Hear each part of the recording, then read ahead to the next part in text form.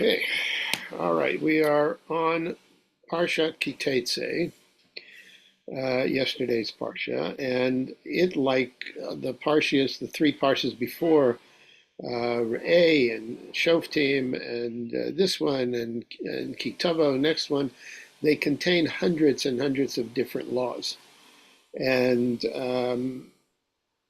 there's no, I mean, it's a compilation. The only common denominator in all the laws is that they relate to the people going into Eretz Israel. In other words, Moshe in the book of Devarim, if you remember when we had our shiur on the book of Devarim, we said that Devarim was not just a repetition, it was a selective compilation of laws that are particularly relevant to this new generation going into Canaan and setting up the tribal areas in and setting up the society of the a sovereign Jewish society in Canaan. So it's not repeating all the historical stuff that's not relevant to the new generation going into Canaan, um, but it has some new laws and it has some elaborated laws that are relevant to setting up a society. So in this parsha of Ki Tetze, there's I think 75 different laws, and I'm just picking a couple of them. But before we start, um, there there is an important sort of preface that I have mentioned before, but I want to bring to mind now because again it's relevant in the laws that we're reading this week, last week, the week before, and next week in Ki Tavo. There is a pattern in a number of laws. We can always ask the question of how come the Torah picks these laws to include in the Torah and not many other laws.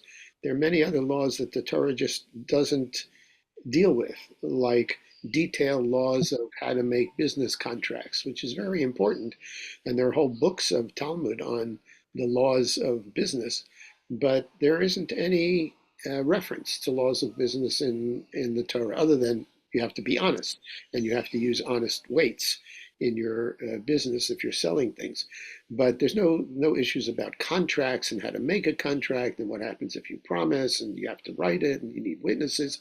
All of that is not in the Torah. Neither, surprisingly, are details of marriage contract. How do you do a marriage? All it says in the Torah is a couple lines having to do with a divorce. If you want to make a divorce, you have to write a decree of divorce, but it doesn't tell you the contents of that decree, and it doesn't tell you a regular marriage. There's no ktuva, there isn't any of this stuff of marriage. So the issue is that the Torah is picking a pattern of laws for a purpose. And many of the laws are what we would call humanizing laws. In other words, they're put in the Torah, or they're chosen to be recorded in the Torah because they are in contrast to the other codes of law that the people were aware of. The codes of law in Egypt, the codes of law in Hammurabi's codes of law were there for hundreds of years before the Torah.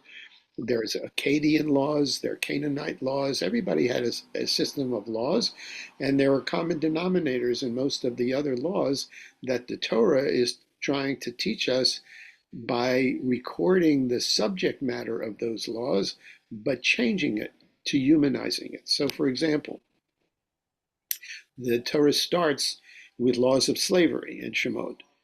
The ancient Near East, ANE, means ancient Near East laws. That means all of the other ones, the Hammurabi, the Akkadian, all of those will be listed. In all other laws, slaves are treated like property, not like human beings. They are property that you buy and sell. And since they're property, you can abuse them, you can maim them, you can even kill a slave, just like you can take a piece of pottery and smash it. So you can do what you want. They're not human beings but rather they are things, they are property. The Torah comes and says, we don't agree, that slaves are human beings. All human beings have equal rights and to be treated humanely. And so in the Torah system, there has to be slavery. That's a whole nother discussion. I think we talked about it in the beginning, that there was slavery was an accepted principle because there are people who don't have any property and can't afford to support themselves, and so they become slaves or servants of others. Or if you conquer a tribe that has attacked you, or you're attacking a tribe, you take their people and they can become your slaves. But you have to treat them humanely. If if, for example, the the Israelite slave, the one that sells himself and his family to a master because they can't afford to live on their own. They don't want to sit in the streets and beg for money.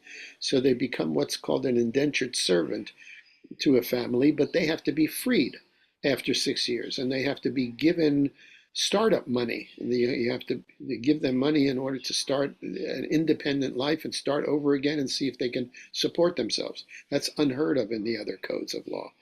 Steve, Also, can I yeah, ask a question? You know what? I know they have to be released on the seventh. Does that mean Schmidt year? So if you've got a slave in year five, you only have them for two no, years. no. The only automatic freeing of slaves is Yovel, Oh, 50. okay. After 6 years, it's 6 years from their beginning, Ah. regardless, from their So it's got beginning. nothing to do with Schmitter. No, no, Okay, thank you. not the freedom of slaves. Shemitah is other things. Okay, so if a slave in the Jewish law, if in the ancient Near East codes, if a slave fled because his master is abusing him and he wants to escape, according to the other laws, you must return the slave to its abusive master because it's like returning property. And if you don't, it becomes a capital crime. So in Judaism, it's the opposite. If the slave fled because it has an abusive master, you're not allowed to return him to his master. So all the laws of slavery in the Torah are designed to treat slaves humanely in contrast to the other codes of law. Another one is homicide. In contrast to the ancient Near East law, if somebody kills somebody not intentionally, not you didn't murder them, but unintentionally by accident, you killed another person. According to ancient Near East law, a member of the victim's family becomes a blood avenger and they track you down and they can kill you. Um, the intent, the fact that it was not intended, that it was an accident, is irrelevant in ancient Near East law. That is, if you kill a member of another clan, that clan can then kill you. And it doesn't matter what the circumstances were, whether it's accidental or purposeful. In the Torah, distinctions are made. An accidental killing doesn't allow the avenger to then kill you until there's a court hearing and you can determine whether the death was premeditated, and in such a case, that person is put to death, or if it's accidental, which means they're not put to death, but they have to stay in a city of refuge. So it's a whole different system because the intent is very important in Jewish law. If it's an accident, it's an accident, it's not murder. In the other ancient Near East laws, accident and murder are exactly the same. Another one is the famous cases of the sotah. In ancient Near East law, a jealous husband has complete control over his wife's fate, including corporal punishment or throwing her into a river as a test if he suspects that she's not been faithful. So, in other words, the husband determines the wife's fate. He can beat her up, he can throw her out, or he can give her a test of his suspicions by throwing her in a river. And if she doesn't drown, then it means the river god has saved her and she can come back to the family. But if she happens to die by drowning, well, too bad. That means she was guilty. The Torah doesn't have any of that. The Torah demands that the husband, first of all, warns her and says, I see that you're hanging around with this other person and I don't want you to do that. And if she ignores him, that's the case of a sota. Then the wife has to be brought to the Kohen for the sota ritual. He may not, under any circumstances, the husband does not have the right to harm the wife, to either beat her or to kill her or to send her away. Talking about a suspicious adultery that can't be proven. If she indeed, in front of witnesses, has committed adultery, the Torah itself says that's a capital crime for both people. But if this is just a suspicion, the husband cannot harm her, but rather she has to go through the sota ritual, and either the ritual will show she is innocent, and therefore it's the only way that she can then be reconciled to the marriage, or she can request a divorce and not go through the ritual, and then he has to divorce her. But in any case, he has no right in any circumstances to harm a wife that he's jealous. A jealous husband has no ability to harm the wife. And the fourth one is the beginning of our Parshat Ki Tetze, where when a soldier is in the victorious army, that is, the Israelite army is victorious in capturing a Canaanite city, he cannot rape the women. Every other uh, ancient Near East law allows a soldier to do what he wants with the captured woman. And in Torah law, it says he has to take her home first. He has to change her clothes, give her new clothes. He has to allow her to mourn her relatives for a whole month. And then he can decide if he wants to take her as an additional wife with all the responsibilities of a husband to a wife. And if he doesn't want to, after a month, he changes his mind, then she is set free. He's not allowed to sell her. He's not allowed to abuse her. He's not allowed to do anything to her. He has to set her free, and she can return home to wherever she's going. Okay, so all of these laws have the common denominator that it's a law that is designed to humanize the ancient Near East codes of law that, as far as the Torah is concerned, are immoral, unethical, and unjust. Okay, now we're going to look at one of these laws and then look at a second one, which has nothing to do with ancient Near East laws, but it's a fascinating Hirschian analysis. So we're going to look at the other one in our Parsha, is called the Ben Sorer Mora, a rebellious son. Okay, here is the text. If someone has a stubborn and rebellious son, it's called Ben Sorer Mora, who does not obey his father and mother and will not listen to them when they discipline him. So they, in fact, tell him he's doing something wrong. They discipline him.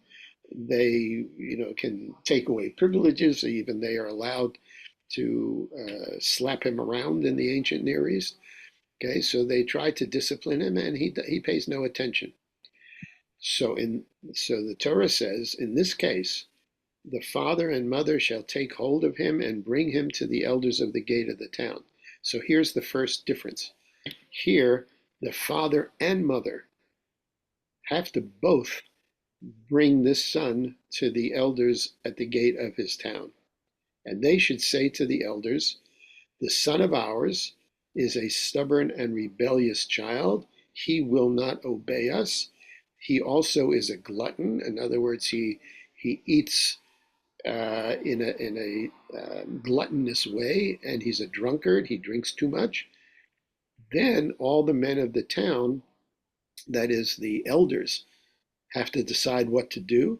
They are to stone him to death in order to purge the evil from among you. What's the evil? The evil is if children do not listen to their parents and they do what they want to do, they're rebellious children and are they don't listen to the guidance and the rules of the family.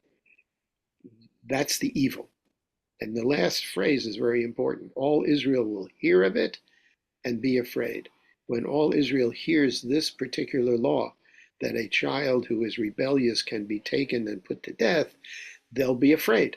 And the children will be afraid. In other words, it's a morality tale where when children hear such a thing, they're going to be afraid to be rebellious in such a way. The Gemara itself says that's the way to take this story. And they say just because he had a large portion of meat, just because he enjoys to eat a lot of meat, and just because he drinks a pint of wine, may his, רגע. okay, 1 second, let's finish. May his father and mother take him out to be stoned. The Gemara itself said, this doesn't make sense. What do you mean? Because he eats too much or he drinks too much, then that's a capital crime, and his parents can take him out to be stoned. So the Gemara itself, the correct interpretation is that there never was such a case and never will be. In other words, this is not meant to be a real law that is carried out. It's meant to be a warning. It's meant to warn children, and it's meant to show parents how critical it is that they effectively learn to discipline their children. The reason it was written in the Torah is that one may study it and earn the benefit of learning. So that's what we're doing. What is it?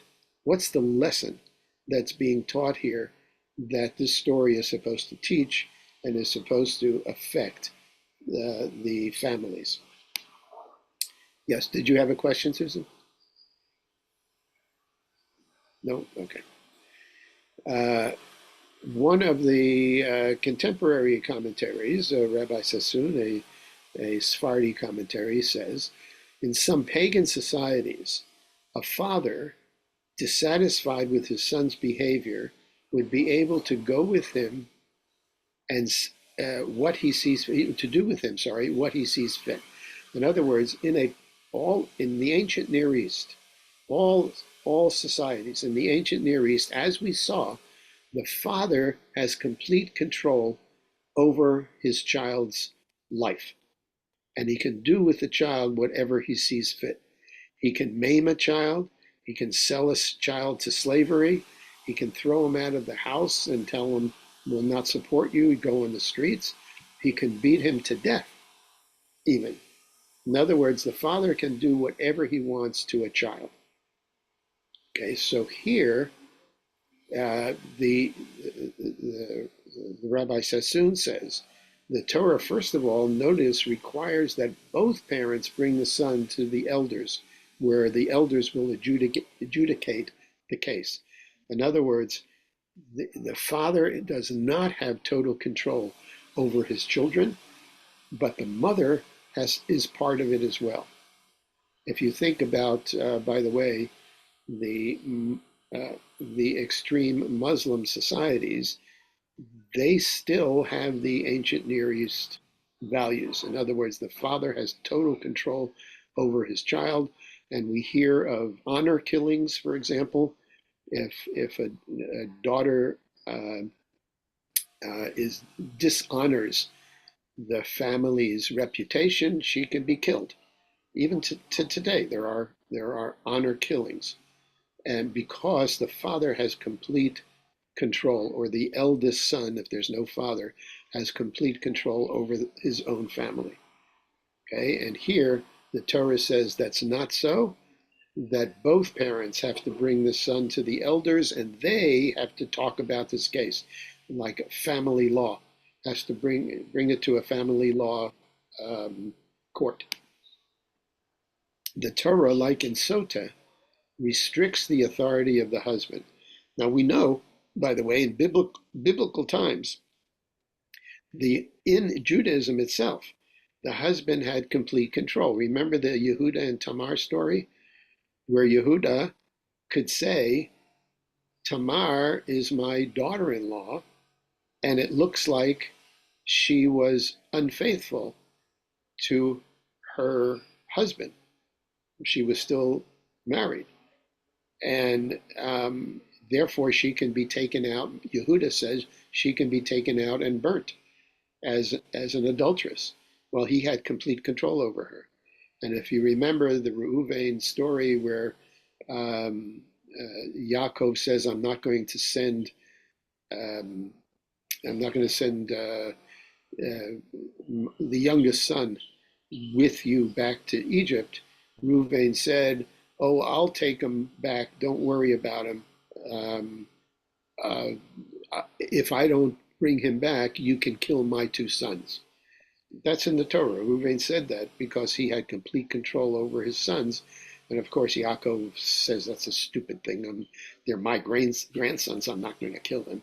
So, I mean, it's a stupid thing to say, which is why one of the reasons Reuven lost the leadership of the tribes. But in any case, it was typical in the ancient Near East that the father had complete control over the family. He can carry out personal vengeance for insubordination by his wife or his sons, and but in our case, he cannot do that, and he has to hand the case over to the elders. The purpose, the Torah itself presents it as a morality tale with a frightening consequence for children, and it underscores the critical importance of respect for parents. Now, you notice at the end of that quote, the end of the quote, it says, "so that you will live long." That phrase, as we'll see, as you will live long, is a phrase that is in the Ten Commandments. When it says, "Kabed et avicha ve'et imecha lema'an yarichun yamecha." Why is obeying parents such a critical thing, such that it appears in the Ten Commandments? Because if children don't open themselves to be taught and to be guided by parents, there's no continuation of the family. If there's no continuation of the family, then the whole system breaks down. So, obedience to parents and allowing parents to guide the children is critical for the continuation of the Jewish people. Therefore, it's in the Ten Commandments. So that's why this is so important. And that's why this frightening consequence should scare children so that they don't become rebellious and rather they listen to their parents. So it's like a Grimm's fairy tale. It's a morality tale that is designed to scare children and also present the importance of the responsibility that parents effectively discipline and guide their own children. Okay, now the Gemara talks about how it's basically impossible. How come the Gemara can say it never was and it never will be? It's basically impossible to come out with a verdict that a child should be stoned. It says, for example, that since both parents have to bring the son, both parents have to agree totally to the consequence. And it's not likely that a mother, regardless of how the son behaves, the mother is not going to agree that her child be killed. So once the mother doesn't agree, then they can't do it. And then if both parents are not good disciplinarians, according to the court, then they don't carry out the stoning. In other words, they come out with 10 different excuses of the reason that it could never happen. And the whole purpose of the law is to teach an important value to the whole family and to scare young children to not be juvenile delinquents and not be rebellious children. Okay? All right, now let's switch gears and go to another law that I'm bringing in because it doesn't have to do with the legal system per se. It has to do with teaching another ethic or another moral, but it's not clear what it is that the Torah is trying to teach. And Hirsch comes up with a quite a creative um, analysis of this particular law. So it's the law of what's called Shiluach Haken. That is, it's a law that has to do, it's with you come across a bird's nest. Either the nest is in the bushes beside the road, or it's in a tree and you can reach it, or it's on the ground and the mother is sitting on the young or on its eggs. So you have a case where there's a nest, a bird nest, and the mother bird is sitting on the eggs, or there are chicks and she is in the nest with the chicks, most likely feeding them, bringing back food, worms or whatever to feed the chicks. So the law is, if you come across that, you may not take the mother with the young. If you want a young pigeon, for example, you like to eat young pigeons, which you're allowed to do. You can't take the pigeons in the nest if the mother bird is there with the chicks, or she's sitting on the eggs, and you can't take the eggs either. I mean, you have pigeon eggs are also just like chicken eggs. You can eat the eggs. So the law is, Torah law is, you may take the young, you can take the chicks, so you can take the eggs, but before you take them, be sure it's a double verb. Shaleach tishalach. You must surely send away the mother bird. You have to let her go so that it may go well with you and you may live long. Remember that phrase because it only appears in one other place in the Ten Commandments, as we said, in the Kabed et avicha v'et imecha. That's going to be important later on. But in any case, that's the situation. You're walking along in the forest. You see a nest that has either eggs or chicks. You want to take the eggs or chicks, but the mother bird is there, either sitting on the eggs or feeding the young. You cannot take the eggs or the chicks unless you first send away the mother bird. So that's all that this is the whole text. The Torah doesn't give any reason, doesn't explain it, doesn't do anything. It just says these two sentences, verse 6, verse 7. So everybody tries to explain what is this that the Torah is trying to teach. So let's look at the Rambam first. The Rambam says, let's look at what the theme is. Where are other laws in the Torah related to the relationship of the mother to its offspring? So there are three places. One is the famous line that we use for kashrut, lo tevashel gedi b'chalev imo. Don't cook the young goat in its mother's milk. Now forget kashrut.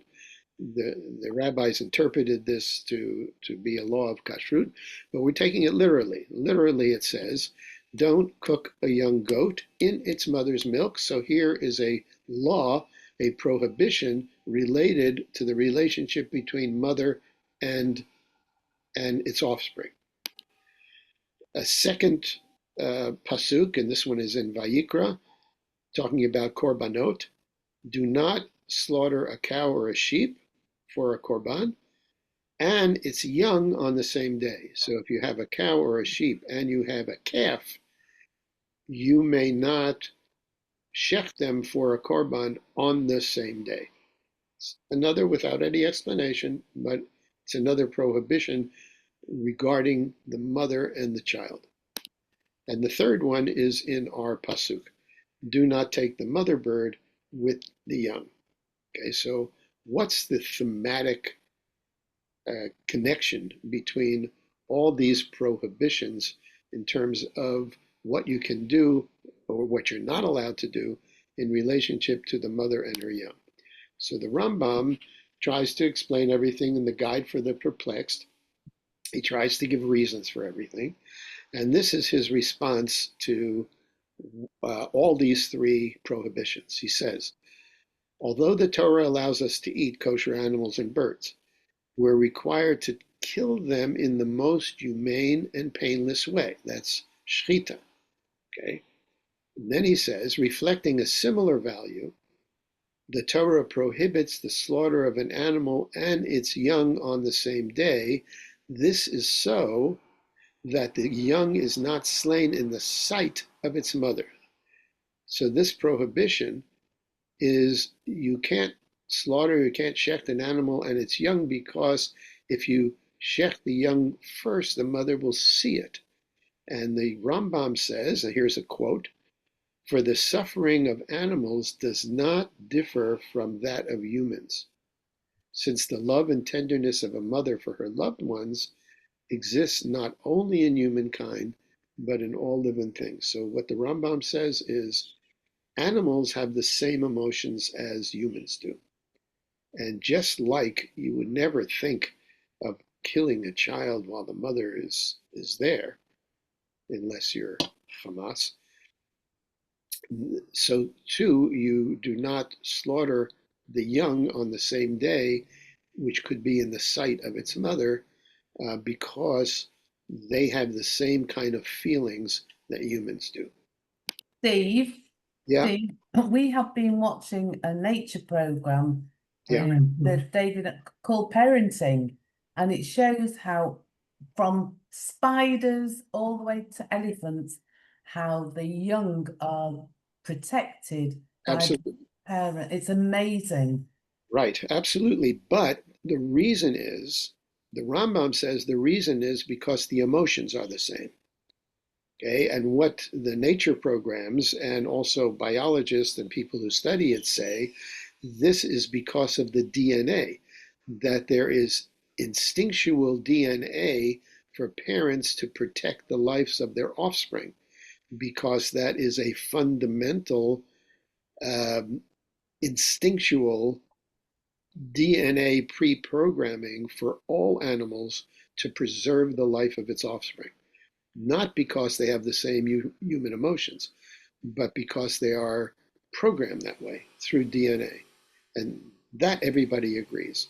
What the Rambam here is saying, that no, it's because not of DNA instinctual drives, of course he doesn't know about DNA, but it's because they have the same emotions as humans do. And we'll see that Ramban is going to disagree.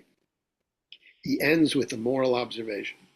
If the law says that such grief should not be caused to cattle or birds, how much more careful must we be not to cause grief to our fellow human? In other words, if the Torah is giving us laws that are supposed to sensitize us to emotions, then it should sensitize us to never cause harm, emotional harm, to our fellow humans. Okay, so this is the Rambam's point of view, because remember, he's writing the Guide for the Perplexed for people who are not religious people. It's for mostly Muslims and non-Jews, and so he wants to teach a value. Okay, the Ramban, Nachmanides, who's a bit later than the Rambam, does not accept this explanation that the mitzvah is rooted in the compassion for the feelings of animals. He says, surely if animals really had feelings like humans, the intentional killing of an animal, even for food or for korbanot, would be unethical and immoral. In other words, if animals really had human feelings, then you can never kill an animal. But God did not forbid the slaughter of animals for food or to serve higher human purposes like korbanot. In other words, it can't be that animals have the same feelings as humans. Okay, otherwise you could never kill an animal. So rather, the Ramban says, what's the common denominator in all of these laws? It's not about the animal. The advantage is to the person himself, so that we should not become insensitive through our domination over animal life. In other words, the Torah itself, way back in Bereshit, says that human beings were given the right to dominate animals. Right? It said that in the creation story. We can dominate animals, which means we're allowed to chef them for food. They're not equal to human beings. The mitzvah of sending away the mother bird, he says, is to teach us the trait of compassion, to teach us the trait of compassion, and to refine our human emotion. It doesn't have to do with the bird, the feelings of the bird. It has to do with our projected feelings and to teach us compassion, making believe that the mother would suffer if she sees her birds or eggs to be taken.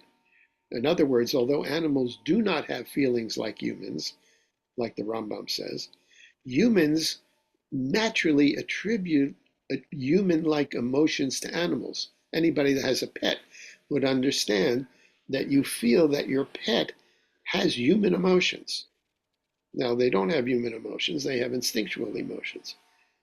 But the, the fact is, people who have pets or people who see animals project human emotions for our own benefit. In other words, we want to be nice to them. We want to give them a pleasure, to feed them and to make them close to us. In other words, we want to do all these things which is a projection of our emotions. It's an advantage because we become sensitive and compassionate through our relationships with animals. But it's not the animals. It's not the focus is not on the animal. It's the focus is on our projective feelings that are good for us to develop in ourselves. I see that as a problem for the soldiers, the young boys that are going in fighting. Yeah. Very much so. Okay. It's true. Now the Rashbam is another commentator, a Pashtan. He pays attention to the text. And he says it's crude and gluttonous act to consume the milk of the mother along with her offspring. He uses the same thing. He says it's not about the animals, it's about the human. If the human would eat an animal that's boiled in its mother's milk, that is a bad projection. It's like we don't have any compassion. We're eating a child with its mother. And he said that's the basis of the fact of lo tavashel gedi b'chalevi mo. This resembles the other prohibitions of slaughtering the mother and its offspring on the same day, as well as the command to send away the mother bird.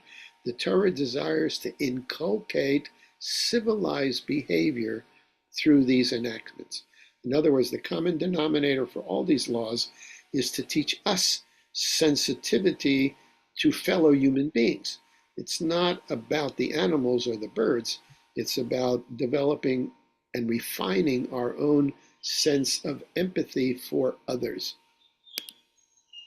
At the same time, the Rashbam suggests that there is a deliberation in the Torah's discussion of cooking a kid in its mother's milk, that's lo tavashel gedi b'chalevi mo, and slaughtering a cow and its offspring on the same day, the other law of lo sizbach, that you're not allowed to shecht an animal and its offering on the same day, and the third one, taking the chicks or the eggs away from the mother bird. All these three describe three levels.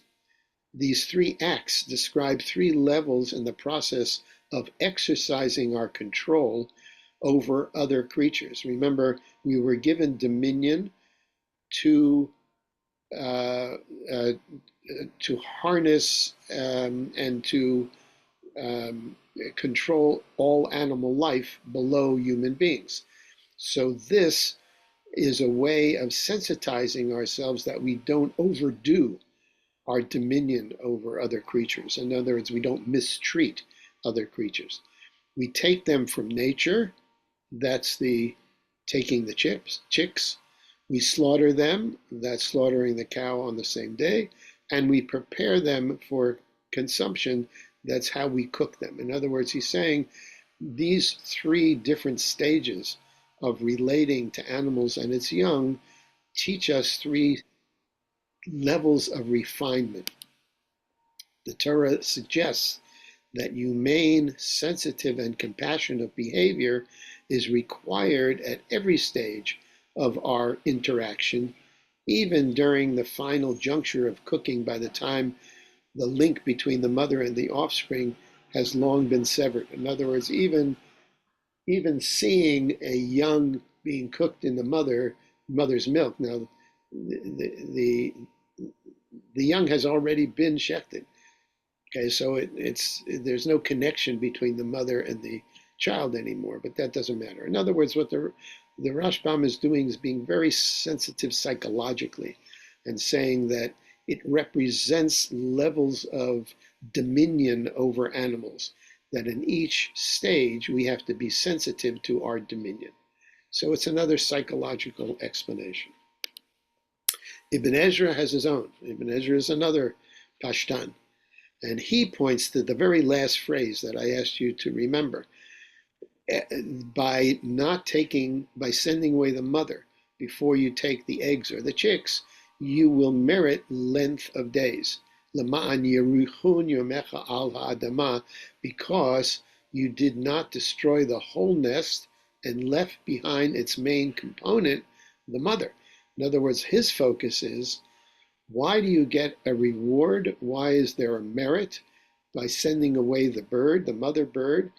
Because by not taking the mother along with the young, one has not only avoided an act of gratuitous cruelty, in other words, that the mother sees that you're taking away her offspring, and that's again her instinctual DNA reaction to protect her offspring. In fact, one has allowed for the possibility of the species to regenerate. Why you get rewarded is because if you send the mother bird away and you don't take it to be eaten along with the eggs and the chicks, the mother is still capable of laying more eggs and raising more chicks to maturity. In other words, you have allowed for the species to regenerate. And that is a Torah value, to allow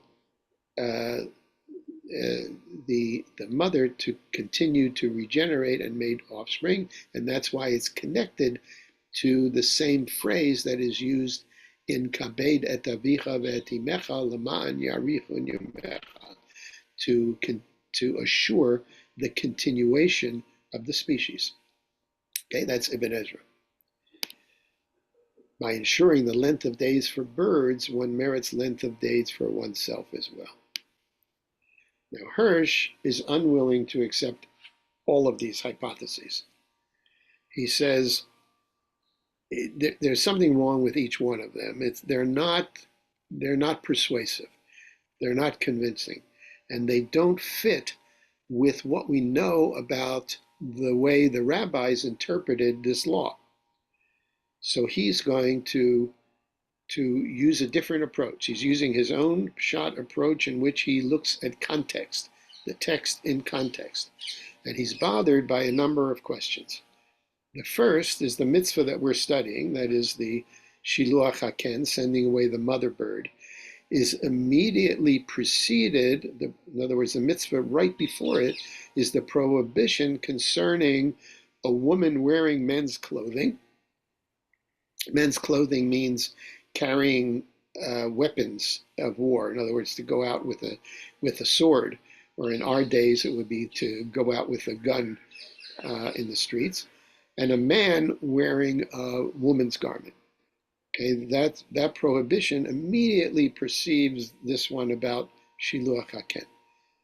Okay, and the text is, a woman must not wear men's clothing, nor a man wear women's clothing, because God detests anyone who does this.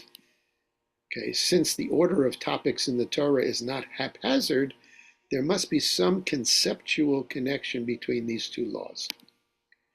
Then he adds Torah Sheba'al Peh. He says, let's look at the way the rabbis have analyzed this mitzvah, and there are two curious limitations of the way the halacha has interpreted the mitzvah of sending away the mother bird. One is if the male bird is caring for the brood. In other words, not the mother bird, but the male bird is caring for the brood, and sometimes that's the case. The law of sending it away does not apply. It only applies to the female bird. In other words, if the male bird is sitting on the eggs while the female bird is away, perhaps getting food or something, then this law doesn't apply. You can take all three together. It's a very strange law. Secondly, if the person initially took the mother and the chicks, in other words, he took everything together in the nest, but then when he got home, he subsequently let the mother go free, he's not guilty of a transgression. In other words, he took them all together, but then he let the mother go later. Then he hasn't violated this rule. So the Hirsch says both of these are very strange.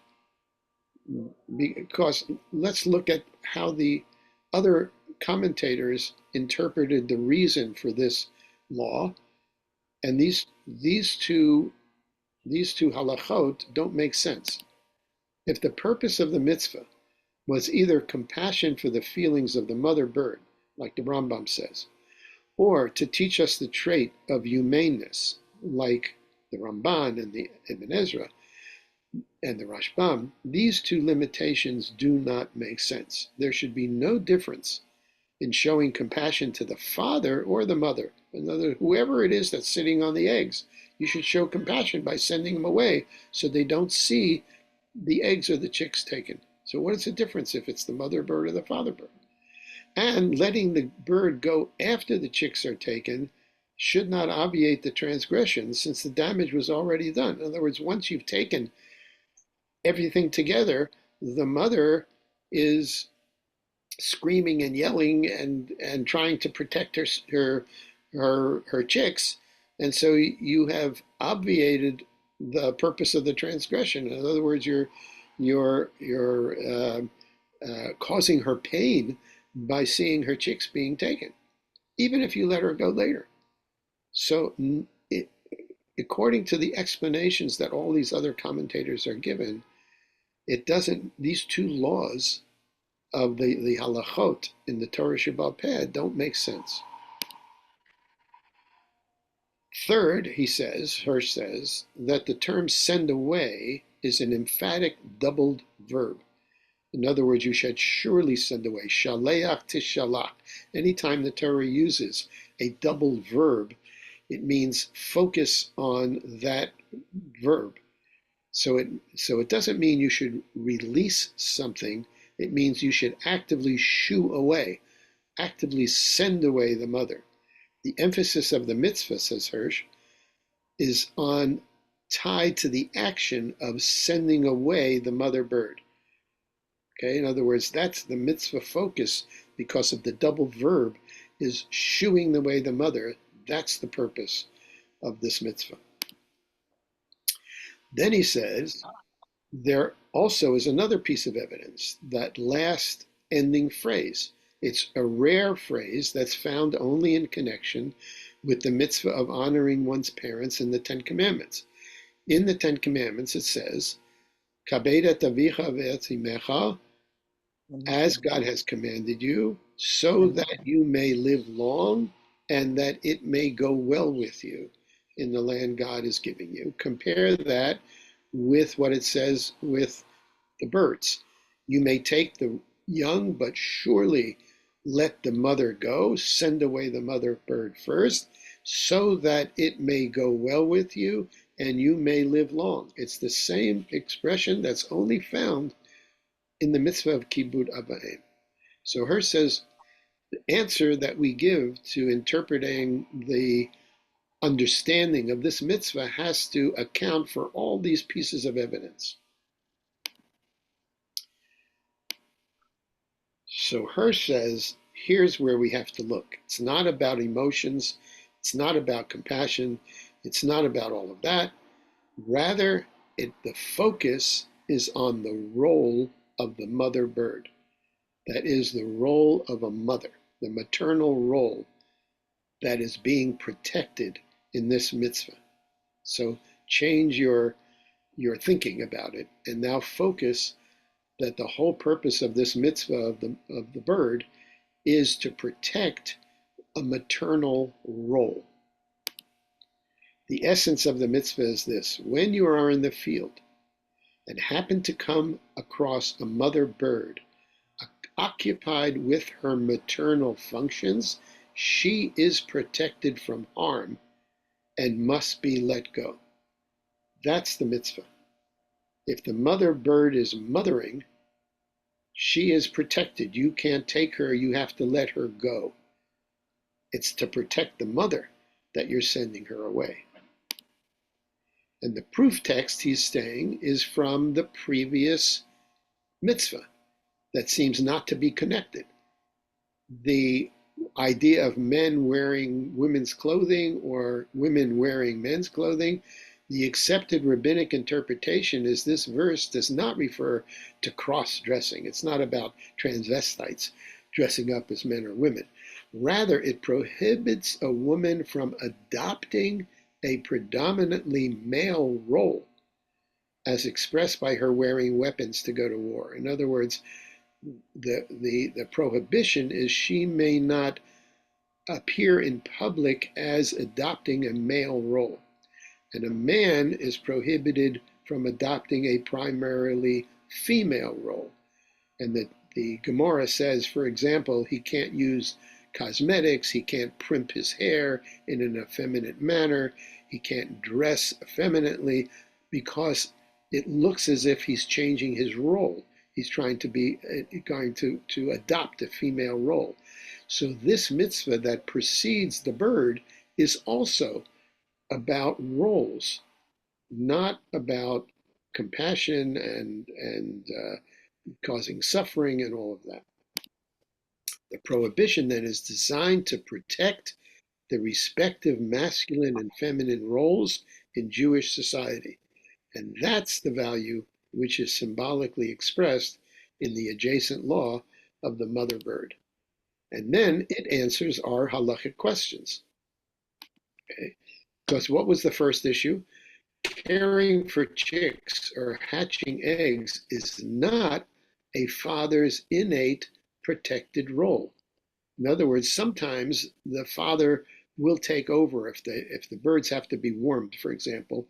In nature, a father will temporarily sit on the eggs while the mother is away gathering food, but that's not his innate role.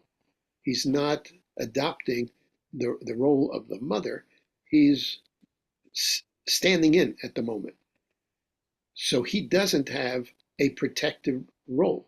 You don't have to send him away because he is not in the role of the mother. And the symbolic statement does not apply. It's only a mother bird sitting on eggs because that's the maternal role, and it doesn't apply for a father bird. And that's why the halacha says if the father's on the eggs, you don't have to send the father away.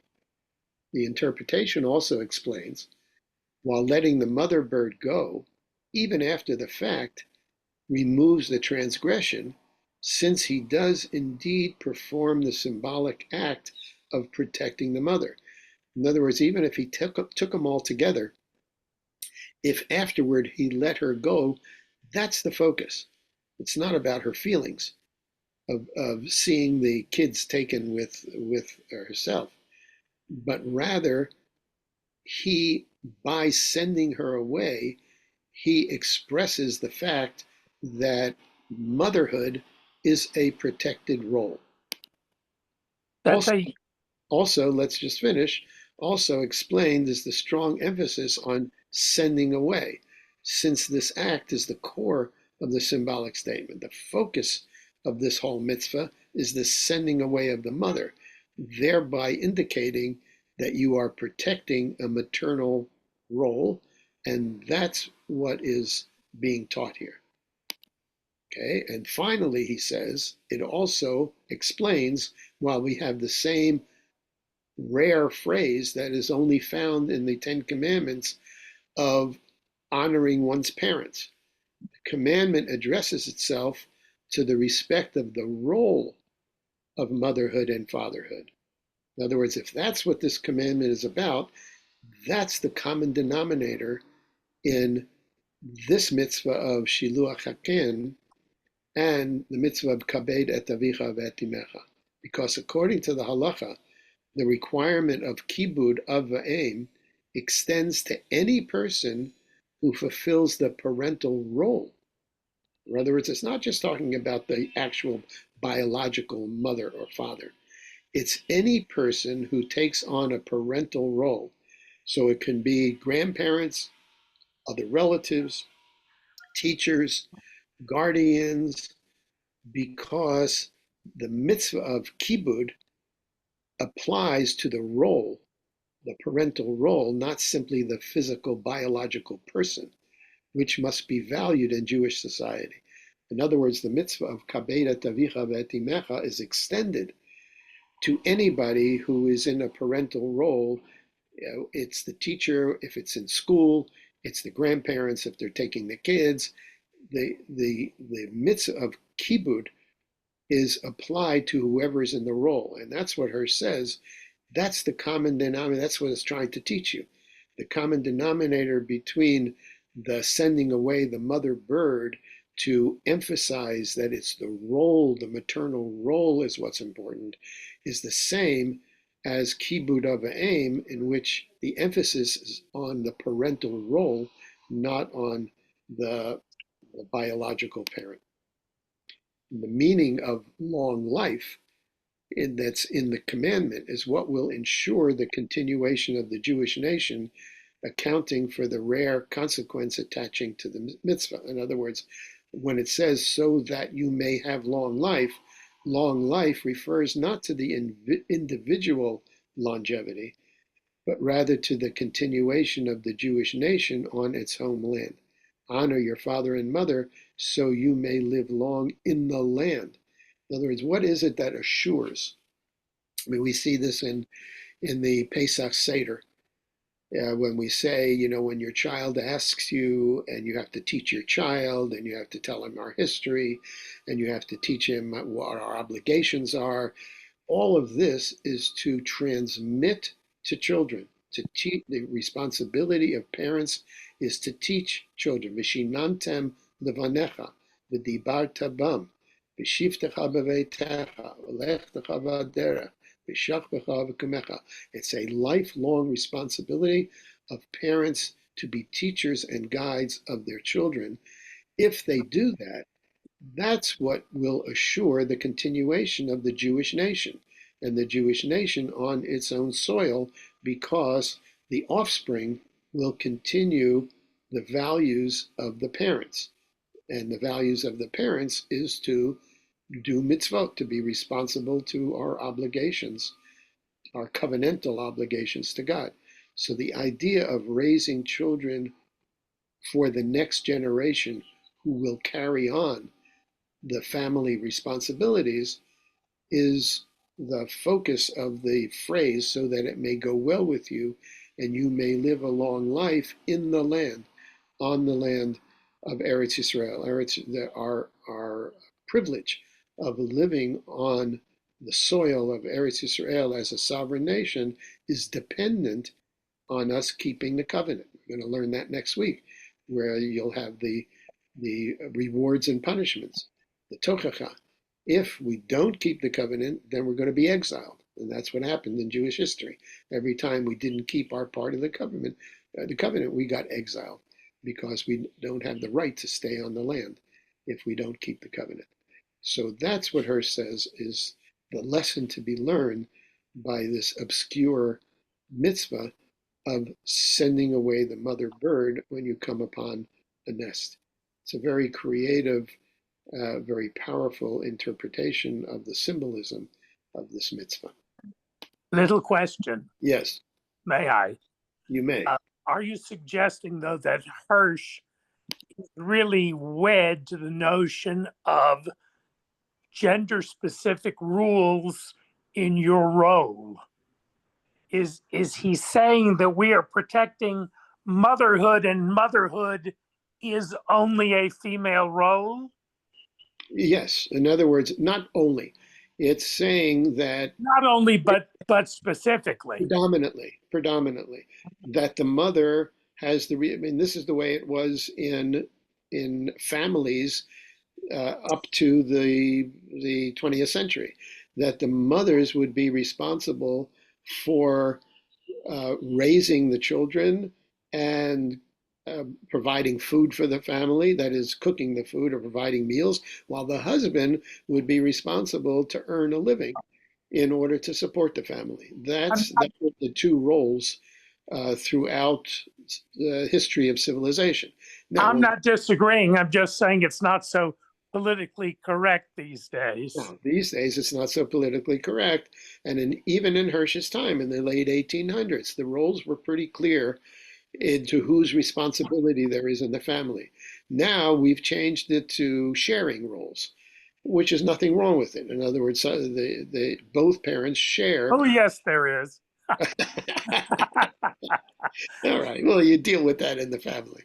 But anything, yes, that has changed. But we're talking about the principle. The principle is that motherhood is a protected, and that, by the way, explains a further rabbinic law of that women are exempt from certain mitzvot that require their doing something exactly in a certain time period, because their role is to take care of the kids. They're taking care of infants, and they can't go to shul. They can't be required to put on tefillin every day and to go to shul every day and to do all these mitzvahs that are zman grama, that are time bound. But it's the same reason, that because they have a role within the family to take care of kids and to take care of the home, and therefore they're exempt from certain mitzvot. It's the same value that's being expressed. Okay, no, the reason that I asked especially is because there are certain animals in the world who have a sort of role reversal. The penguin, Yeah, but in which the male looks after the egg. you're right. You're right. But that's under the concept of instinct. In other words, there are certain animals that have a DNA in which they are designed to share the responsibilities, but that's not because of social reasons, not because the birds communicate with each other and they share it. It's because their DNA, their instinct, just like their protection of their children is instinctual, so is the sharing of roles for some. For some, there are others in which the as soon as the mother has the offspring, the mother is killed off, and then the father takes over in raising them. I mean, but it's all instinct. It's animal and instinct. It's not human behavior, and we'd be making a mistake if we say animals and insects are the same as humans. Okay, I'm stopping.